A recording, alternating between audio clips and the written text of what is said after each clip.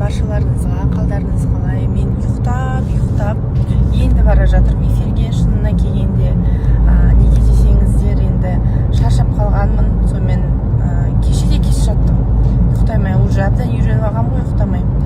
Сонымен нормально, енді түске дейін ұйықтап алғаным жақсы болды.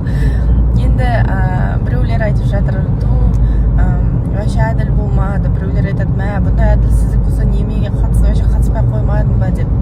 Мен олай санамаймын. Шынымен қатысқаныма қуаныштымын.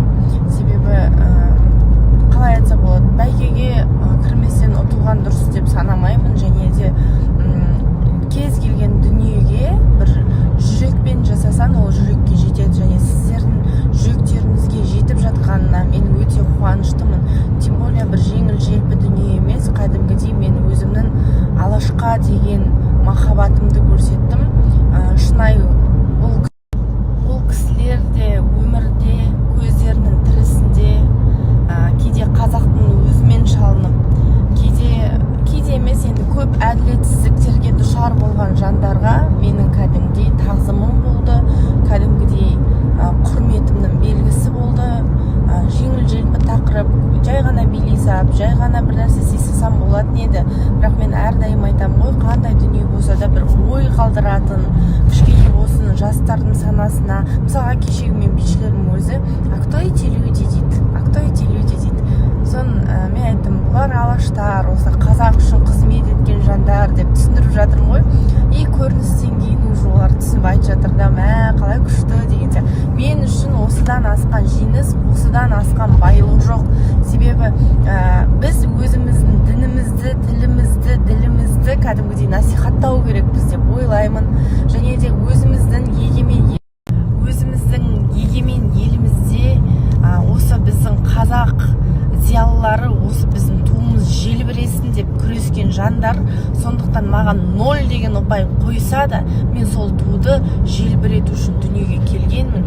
Сол туға былай айтқан кезде қаншама қанмен келген дүние болғандықтан маған 0 деген қойса да, мен соны желбіреткеніме өте қалай айтса болады, қуанамын. Және де соны мақтан етемін. Себебі бұл біздің еліміз, бұл біздің жеріміз, бұл нәрсе бізге оңайлықпен келген жоқ. Және де айтып тұрмын ғой, маған солайынан туды желбіретпей ақ қой, бірақ басына корона тағамыз десе де мен ол нәрсеге қуанбаймын. Және де ол нәрсеге тіптен отказ беретін едім. Ондай условиялармен лучше мен вообще дара ханшайым или вообще, ешқандай ханшайым болмай ақ туымды желбіретіп, әділдікті қолдап жүргенім артық деп ойлаймын. Бастысы, мені қолдаған жандарға шексіз рахметімді айтамын. Мен сіздерді жақсы көремін. Және де қандай итог болса да, сіздер еш мұңаймаңыздар.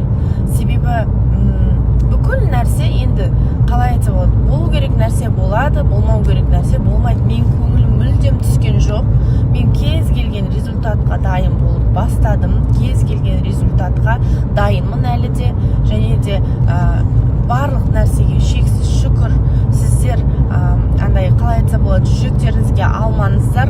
Бастысы, мені түсінгендеріңіз үшін, мені қолдағандарыңыз үшін мен шексіз рахметімді айтамын, тәубешілігімді айтамын.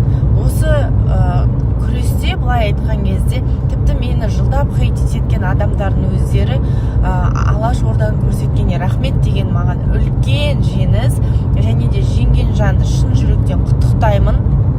Қалай болса да мен өзім барымды салып жүрегіммен жасаймын. Не жасасам да, тамақ жасасам да, ойнасам да жүрекпен, құласам да жүрекпен деген сияқты ғой. Сондықтан ораза айы мен барлығын Аллаға тапсырып жасайтыным бар. Және де Алланың кез келген шешіміне, ол адам қолынан шықса да, Алла қолынан шықса да, мен мойын сұнамын, шүкіршілігімді айтамын. Және де тіптен бір соңғы номинация болса да рахмет деп тұра беретін күйдемін. Себебі менің жаным тыныш, бақытты. Мен өзімнің мақсатым қандай болды, сол мақсатыма жеттім. Кішкене болсын тарихқа үңілгім келді, кішкене болсын осылай бір халыққа берерім болса екен деген ойым болды. Және де сол нәрсені сезініп, маған жылулықтарыңызды көрсетіп жатсыздар. Мен бақыттымын. Бұдан асқан бақыт жоқ. Және де жеңімпаз үшін шынайы қуаныштымын. достар, эфирдан шықтық. Бүкіл құттықтауларға рахмет. И еще күлмеңдер.